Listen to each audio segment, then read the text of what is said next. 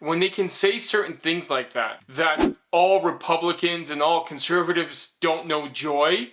Like, I mean, come on, you guys. Welcome back to Tommensense, everyone. As I'm filming this, 2 days away from the elections being finalized in the States. I know it's already passed when this video is going to be uploaded, but the conversations I've been having with certain people on Twitter, the importance of discourse, and I've made a video about this before, and I've talked about it, about how really important it is to be able to have discourse. What does that mean? That means to be able to talk to people with varying opinions, and if people don't agree with you, that's fine. But I'm not sure if you guys have noticed, but it is very polarizing.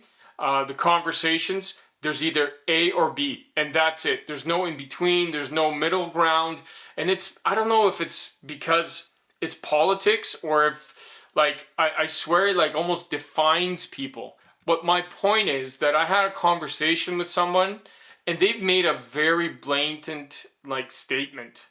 And as you guys can see, it shocked me. And then what ended up happening is we continued, I don't have the rest of this, but we continued the conversation for a few more, and then I was blocked. I couldn't comment anymore.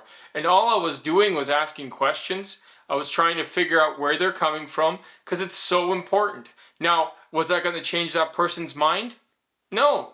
And if I was, great. If not, that's fine.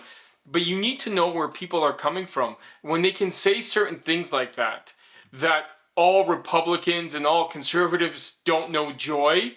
Like, I mean, come on, you guys. And I found, I don't know, correct me if I'm wrong, but there's been like either you're far, far right or you're far, far left.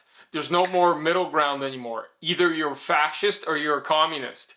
And the last time I checked, that hasn't been around since like World War II or shortly thereafter. So to say that somebody in North America is a communist or a fascist, that's a little extreme.